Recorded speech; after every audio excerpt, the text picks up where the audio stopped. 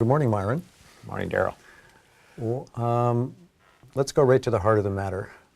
What most people remember about your Nobel Prize in economics is that it led to a precise mathematical formula for the price of an option. And we'll get into the story of that in a couple of minutes. But for those of watching that don't know a whole lot about finance, what exactly is an option? That question. Basically, an option is the right but not the obligation to buy a security at a fixed price over a set period of time. That's called a call option. And there's also other options which give you the right but not the obligation to do so to sell a security at a set price over a specified time period. So the interesting thing about options are basically they are rights or ability to do something without the requirement to do something. So it's the flexibility or the optionality that we think about in life, and similarly it applies to securities as well. So it could be equities, could be bonds, could Correct. even be commodities. Correct. Equities, bonds, commodities, commitments, a lot of different things. Okay, so now let's go way back in time. Think of yourself in the late 1960s, and a lot of things were going on in finance around that time. Major developments in the emerging field of financial economics. A lot of people had worked on how to price an option. It was a hard problem. And I'm just curious to hear how you actually got involved in this. I mean, what was it that triggered your interest in solving this really hard problem?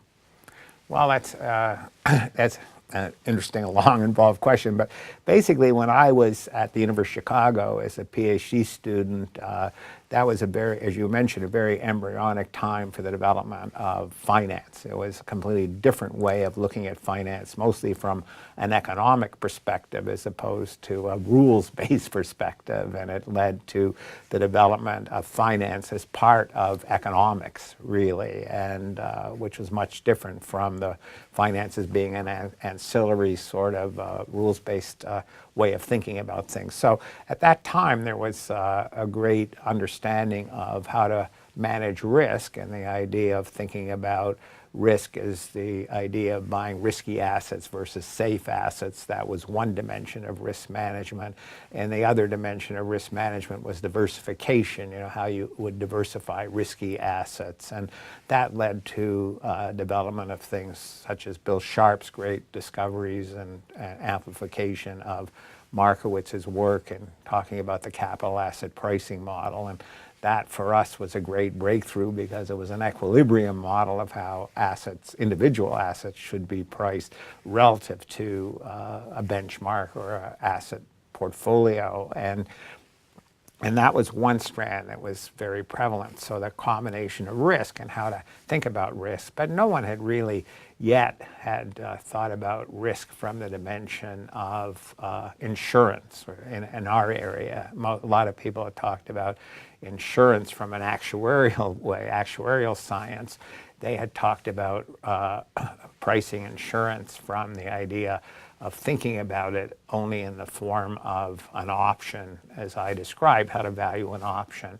But no one had really thought about it in terms of an equilibrium context or thinking about how it fit into how assets were held, how they were priced, and the dynamics. And that fascinated me before I went to MIT as an assistant professor. And when I went to MIT as an assistant professor, it was mandatory at the time that master's students in the master's program had to write a thesis. And several students came to me and asked me to be their advisor, and they had option pricing data from the over-the-counter market. And using that data, they wanted to price options. So basically, they wanted to use the capital asset pricing model, which we had discussed in our classes, and apply that to the option terminal values to discount it to present value and look at the value of the option. When I started reading the theses and thinking about it much more deeply, I realized that although it might be easy to get the expected terminal value of the option, it was impossible to think about discounting it back to present value by using a constant discount rate, because the risk of the option changed dramatically as a function of time and as a function, more importantly, of how the underlying asset price change relative to the strike price of the option. If you have a way in the money option, it behaved almost like the stock and a pure levered instrument, and then basically as it was out of the money, that moved very little with regard to changes in the underlying stock or asset price. So that got me thinking again about options, and then I started reading a lot of the literature on options that existed. Paul Kuttner, who was a faculty member here at Stanford as well, came under the Bill Sharp's auspices, and he had passed away in the, I guess in the late 70s here. But he had written a book, or had a compendium of articles on option pricing in his book, and read through all of them, all the articles plus the literature, and none were very satisfying because they didn't have any really equilibrium model or equilibrium thinking about option pricing. So that's how I started in thinking about options. And then I thought about the idea of saying, what is, in economics, we think about equilibrium, and how do you think about one asset price relative to another, and how the dynamics of that asset's price would evolve over time. And since I was schooled and enamored with and in love with the capital asset pricing model and what it implied about its risk and asset's risk and how that asset's risk would be priced, it became obvious to me that, that I should think in terms of the beta of the asset. So the beta is the idea of how the returns on a particular asset are related to some market portfolio or equilibrium portfolio, and all assets should be differential expected return just based on the proportionality or the beta of that asset regarding its relation to the market portfolio, at least over a very short period of time. And so thinking in that way, I said, well, let me think if I can think what the beta of this option is, okay, that would be. And so then I would know what the expected return would be on the option for the next period of time, and how it would relate then to the market itself. And then I thought about this idea of the hedging, or the selling one and buying the other. And that's when I then started talking with Fisher Black, who I was working with in other projects. And we then started he had been thinking about options as well and working on options on his own independently of me, and then we joined forces together at that time. He was visiting MIT at the time? No, Fisher Black actually. I met Fisher Black in the fall of 1968 when I'm dating myself now. I'm making myself very old, which I am. A century ago. But I don't know, were you born yet? High school. High school, okay.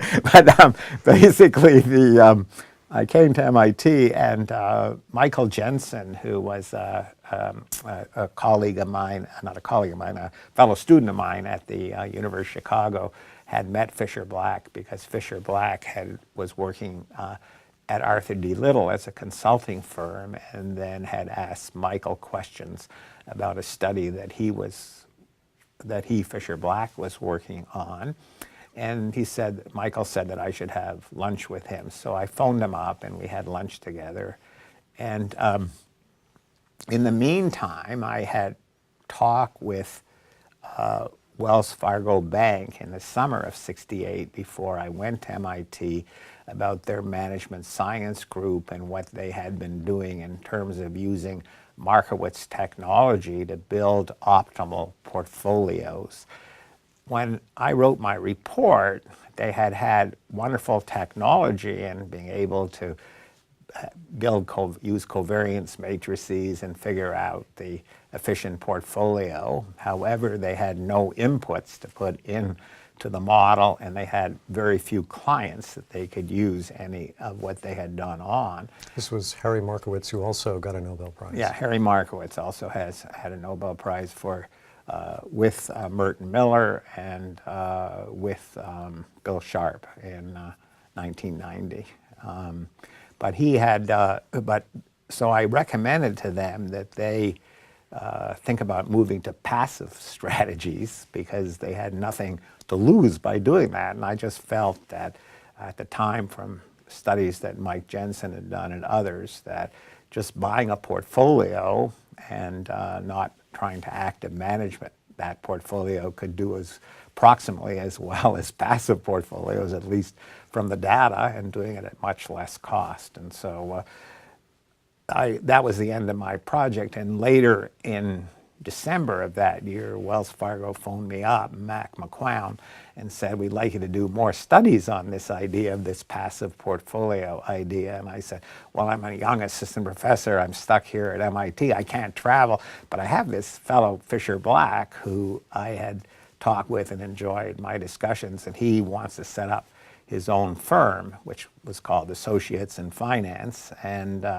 he then became, with me, we go talk with Wells Fargo and developed a lot of empirical tests to verify that passive investing, you could do approximately as well as investing with an active manager. And I think that was sort of the genesis of, for the institutional side, the genesis of the idea of passive investing, which later been called index investing or ETF investing. And it was the case that Vanguard in '74 put out the first individual index fund, the S&P 500 index fund, but Wells Fargo was really the one that started off in '68 and later built a huge business. And now BlackRock has the ETF business. ETF business that all generated from that particular genesis. So Fisher Black and I were doing a lot of empirical research and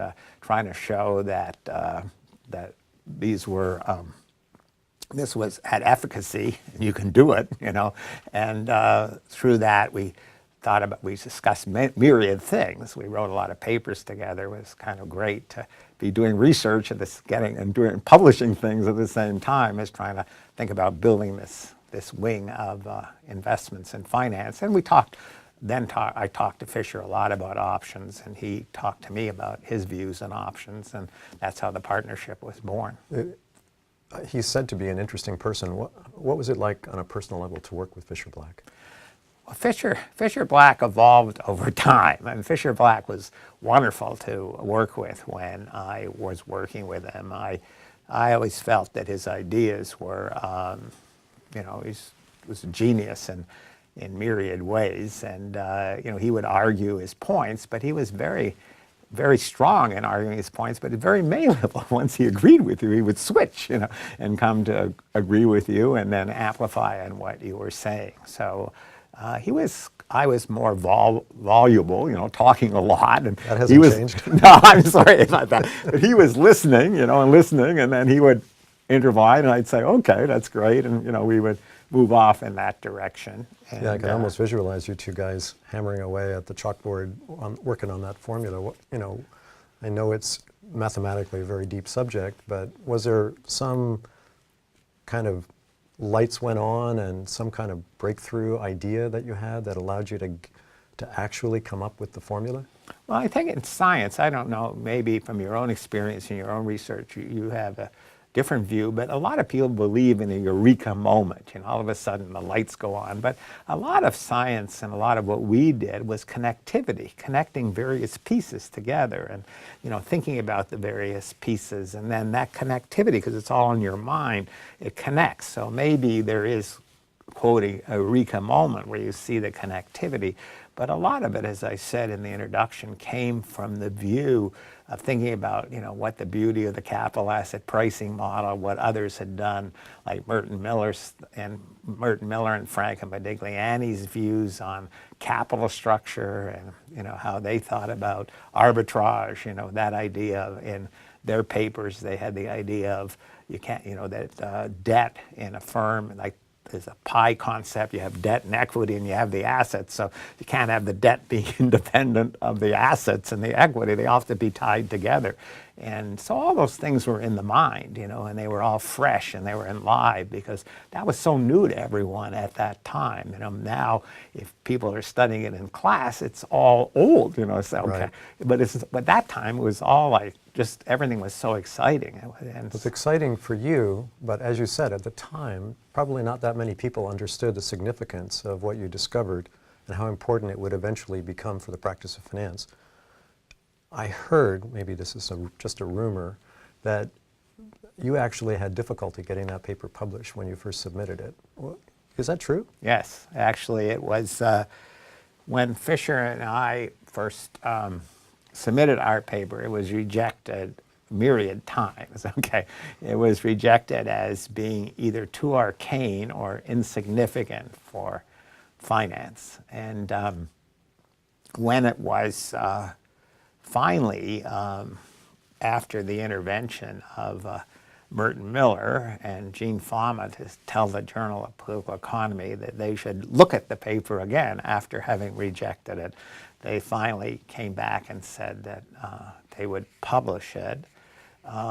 And I think, I'm not sure if this is 100% accurate, but I think it has been the most cited paper in the history of the Journal of Political Economy. It's probably one of the most cited papers in all of economics. Well, thank you. So you discovered the formula, you wrote the paper. Somewhere after you got the formula, Bob Merton comes into the picture. He was interested in the same problem.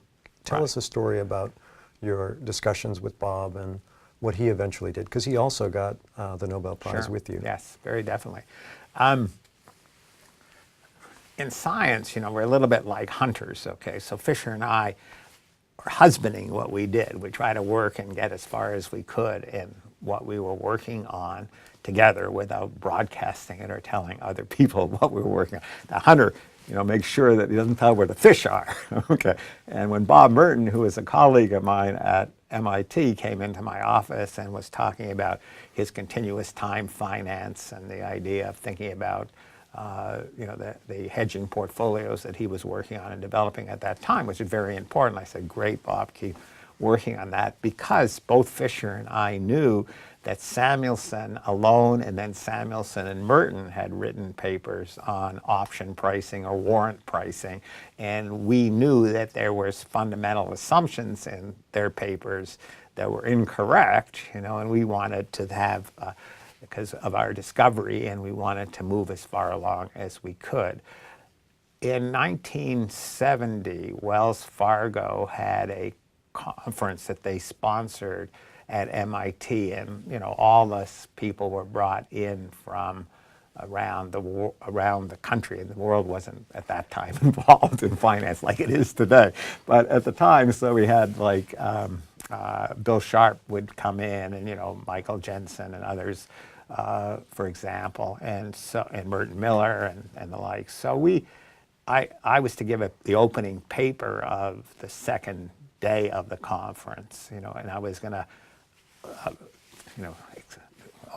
open what we had done and discuss what we had done with the group. And because it was for me and Fisher, it was, here was a great group of people to introduce it to. And Bob Merton was supposed to come, but he overslept, so he didn't hear the paper. Okay, at that time, about a couple of weeks later, he came into my office and he said, I heard you gave this paper at this conference on, you had an exact formula to price an option. And he said, I think that's impossible. It can't be true. So I explained to him, I put up how the hedging worked and the capital asset pricing model, and I showed the differential equation to him, and he looked at it and said, no, because you still have a systematic component that you haven't got rid of in the formula that has to be part of the pricing. So the idea of the brilliance of what was discovered was when you went through this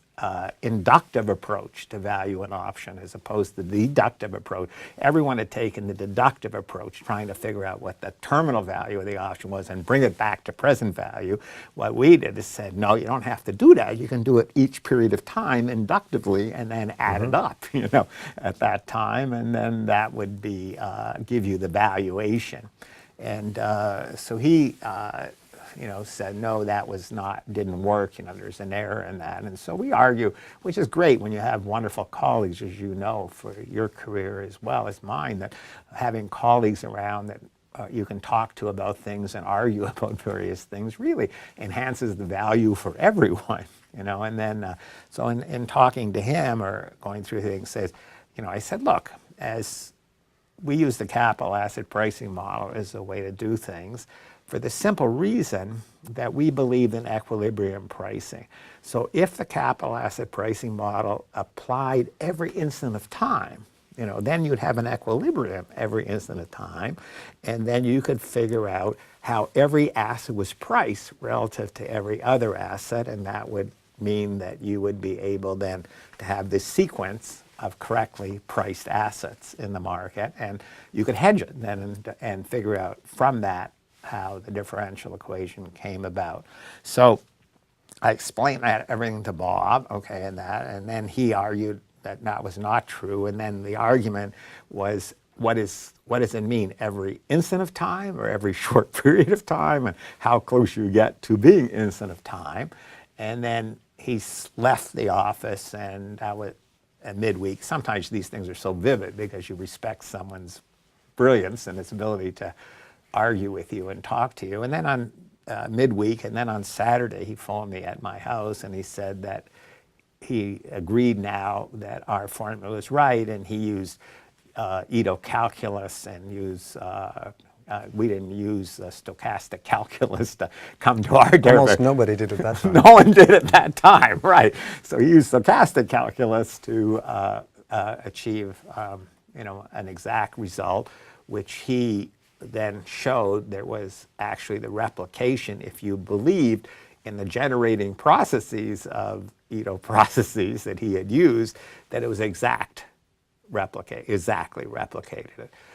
I think Fisher and I have argued with Bob over the years, that we liked our initial formulation better than the Ito calculus or the continuous time framework, because of the ability of us to allow for pricing to change in the economy, and that you would then be able to have every asset having to be priced correctly and held. And we didn't have to assume that, but we had to, he argued that we assumed the capital asset pricing model applied in continuous time or in very short periods of time. But so it was, his work and his evolution, and then he formalized many more components than we had done. Once you show where the gold is in them hills, it's very hard once you have your stake for others not to continue to stake out lots of different parts as well and try to find more gold. And there was a lot of gold that was available at the time in the option pricing technology. I read that he generously held up the publication of his next paper on option pricing so that your paper would get priority because you were first. Is that right? Correct. Yeah, he did. I mean, he had his paper on warrant pricing and his extensions and what he had done is published in the Bell Journal, and they were ready to go. And then because we kept getting rejected and asking for revisions, that basically the Journal of Political Economy published our paper in May of '73. Finally. So changing gears just a bit, as I mentioned earlier, most people who are not deeply immersed in finance do know that there's this famous option pricing formula. But right in the title of your paper, it says that your formula could be applied to price corporate debt. Right. And that's now one of the most important applications of the formula. Did you notice that at the same time that you came up with the formula, or before, and you were trying to solve both problems, or did it occur to you after you priced options that you could at the same time calculate the market value of a debt claim on a corporation? Well, once Fisher and I had the option pricing formula, came up with the pricing formula, then the idea of an option, which is the right to and not the obligation to do something, then both of us started talking in every direction about how our lives were, options were everywhere, in other words, it's going through the forest. If you start focusing on something, you'll see things in myriad different ways than if you go somewhere else through the forest and focus on something completely differently. And as a result, I remember our taking vacations together and walking on the beach, and just talking about how options were and how we could apply what we had done to other things as well. And it became obvious because of Frank Modigliani and Merton Miller's work on the idea of capital structure, but they in their capital structure work only had it be for riskless debt, and not risky debt. And so we talked about that and how our work would apply to risky debt as well, and why debt, equity to us became an option. The equity holders had the right to buy back the firm from the debt holders by paying off on the debt obligation. And in a no-fault bankruptcy world, if they didn't, they just turned the keys over to the debt holders and they would take over. So basically the arguments that Miller and Modigliani held, at least in a frictionless world, applied in the same thing if you had risky debt as you had non-risky debt. But the important thing in the debt contract was that with risky debt, there was a whole number of incentives that would come into play, and there was a friction between the debt holders and the equity holders, because if they changed the risk of the assets, that could affect the debt holders differentially from the equity holders. And basically, if the firm got into trouble, then if they issued equity, that would increase the value of the debt, etc. And so all that was so exciting to talk about and think about it, as you know, in your own work over time as you formalize those things. So that became a very important part. So we talked a lot about that. And actually, once you had the basic formula to price an option, then you obviously had the basic formula, the dynamics to price a debt contract.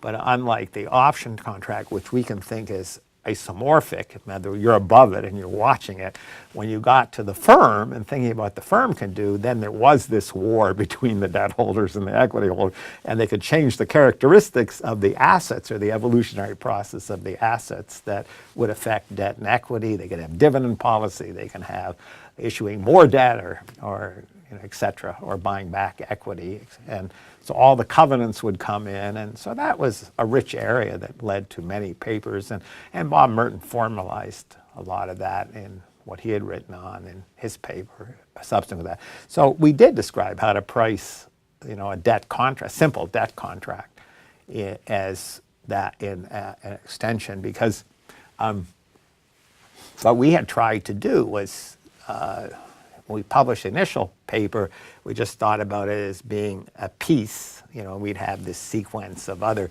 papers, and we'd have publish or perish, right? Publish or perish. You're just a young assistant professor. Yeah, young assistant professor having a list of papers. So once you have a train, you want to have published more. But I didn't realize that once you expose a whole new area, that people will then take up. I remember giving the paper here at Stanford University. Coming here, it was a Berkeley Stanford joint seminar, so there was like 150 people in the audience, that listening to the Black-Scholes paper, and a lot of people, obviously, because it was so unusual to think you can value something in finance without having to know what the expected return was, that people were shocked in the audience. It was, and so there was those in the audience said this is false, but I remember Mark Rubenstein coming up to me after the seminar was over, and Mark said, this is going to change the whole nature of finance. And I didn't.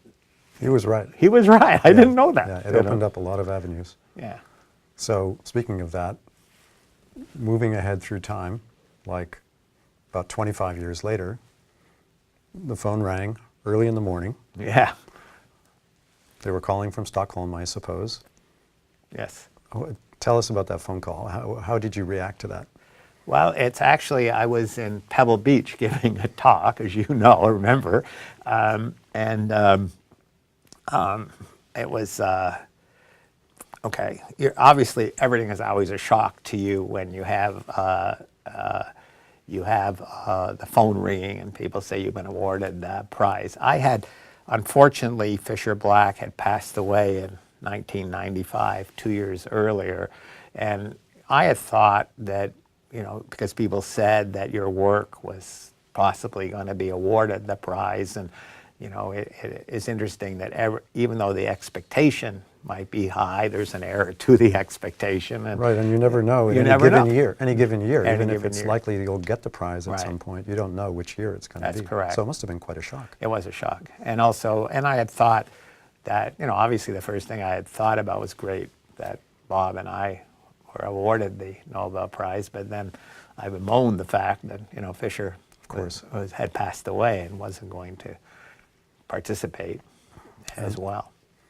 And then you had to go to Stockholm. Correct. And there's this big event. The king is there. Kind of take us back, paint the picture of what this event was like for you and what happened. Right. Well, it was new for me in the sense that I went to Stockholm, and everything is very well prepared. They have a playbook because they had about 100 or so years of experience, and so they know everything and the order of everything that's going to happen. I was just this person that's there and the like, but it's a great ceremony because they combine a combination of frivolity. In other words, the students have skits and preparations. They also have ceremony, where the king and queen of Sweden award the prize and they have banquets that follow, informal banquets, and they also have serious scholarship. You give seminars at various universities in Sweden, and so the combination of the scholarship, the frivolity, and the ceremony is a pretty rich experience. When I returned home after the whole affair, they'd given me before a driver and a attaché, and you had your own cars, and everyone would watch you in Stockholm as you're going through Stockholm. So it was a very important event for those people in Stockholm and Sweden generally. And so I got into the back seat of my car, expecting my car to go to the supermarket to buy my food and that. And it obviously didn't go anywhere, so I had to go in the front. But the fascinating is everyone in the press always asks you about what are you going to do with the prize money now?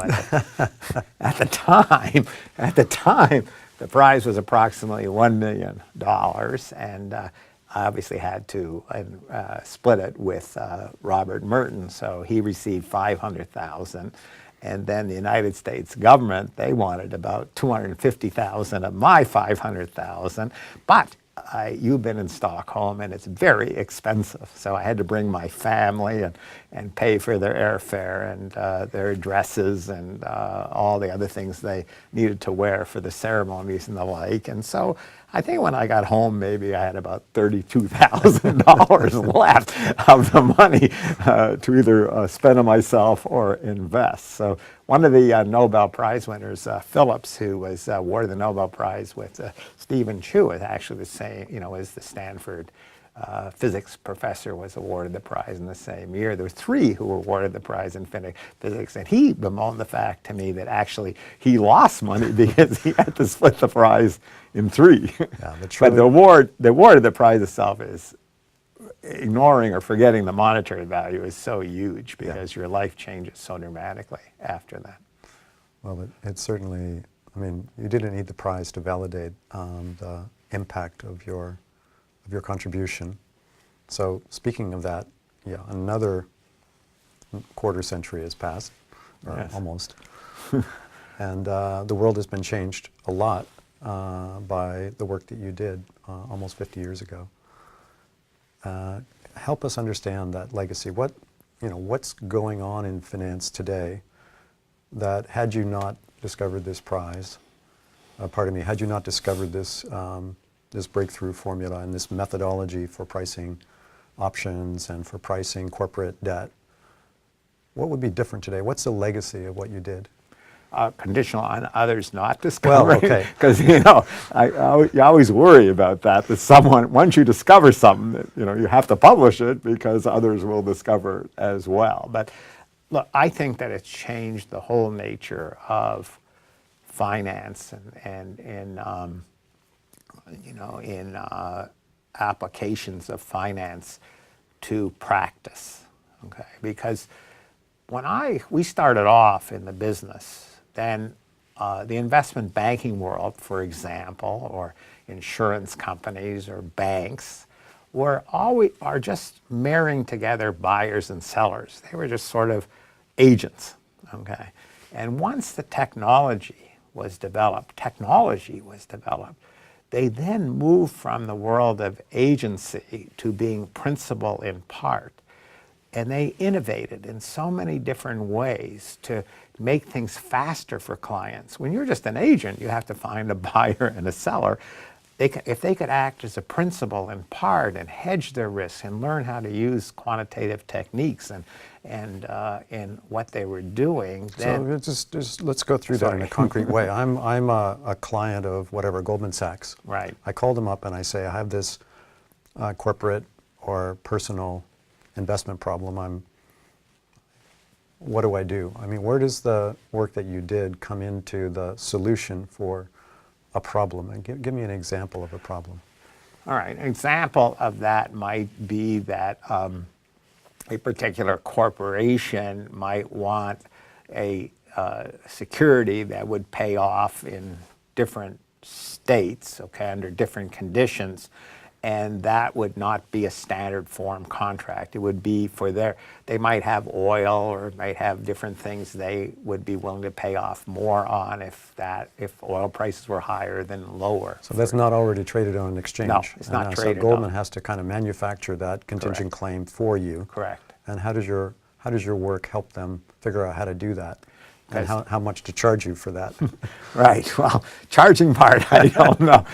There's obviously the charging part first is what the value increment would be, that how much I'm willing to pay for the solution that befits me versus my shoe size versus having one shoe fit all. But the old way of doing things was one shoe fit all. You just had a standard contract, and then as you can make things more individualized, the value to me increases, but then the charge or the pricing of that depends on competition, and Goldman would be doing it, or JP Morgan would be doing it, et cetera, the same way. So as the technology is developing, people know it, the pricing comes down because then everyone can learn and copy from each other, so we're all better off, and how we're using it. But individualization is that the manufacturing process became one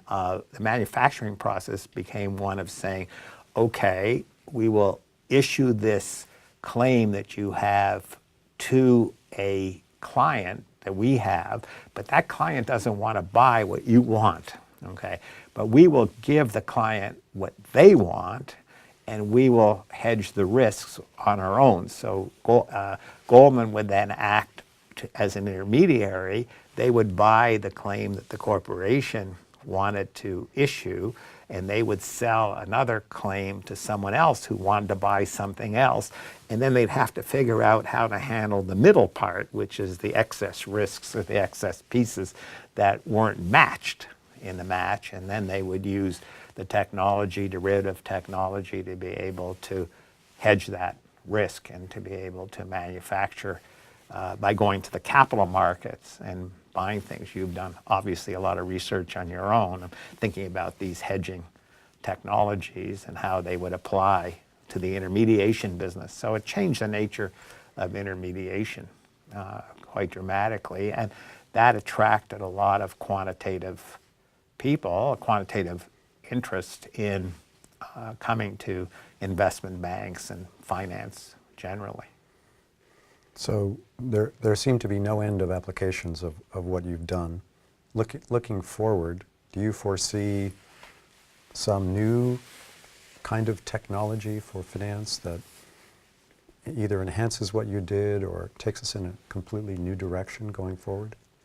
Well, I don't know if I'd say it's a completely new direction, but I do think of it as being a way to think about using what we know in a different way. And what I mean by that is one of the great findings sort of like the Arrow de Breu technology or the state pricing technology. They built a technology to try to price risk in various states. So instead of thinking about a riskless world, we thought about a risky world where the prices of assets would change cross-sectionally depending on the state of nature that arose.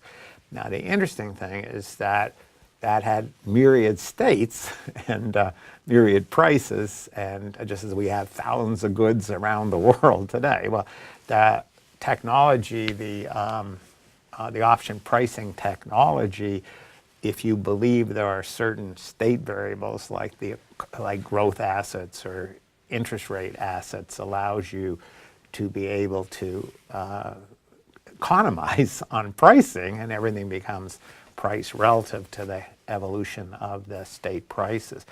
The interesting thing is that what we observe in the option prices or market prices is the prices of insurance, okay? And if you look at the prices of insurance, they are not constant over time. They're changing over time. That means that the risk is changing over time. And if the risk is changing over time, the distribution of risk are changing over time, then we have to now give up the one-period models that we have been using. Or in a one-period model, I mean in an evolutionary sense, we just assume that the evolution is known or and the calibration is constant, and then figure out how to use the information in the market prices to decide on then how to change the way we think about capital budgeting decisions, the way we think about discounting, the way we think about portfolio management. So, there's tremendous amounts of dynamics that are left to still work on in our area, which I think using the basic framework and the value of prices that we see in the market to really enhance our ability to understand those things. And we know that we can't assume that we're drawing from the same urn each period of time. You yourself have done a tremendous amount of thinking about what happens at times of shock, in which how prices change dramatically. And so we can start incorporating some of those more directly in what we're doing, and I think those are tremendous growth areas ahead. Yeah, speaking of shocks, finance is often associated with big shocks to the economy, associated with financial crises, financial instability. But with what you've described this morning, I hope that those watching will understand that research discoveries like yours can improve society, can add a lot of value to the real economy by providing solutions that weren't otherwise available. And I really want to thank you, Myron, for coming in today and going over, I know it's old history, but going over how this came about. So thanks again. Oh, you're welcome, Darryl. Thank you very much. Thanks really appreciate it. Yeah.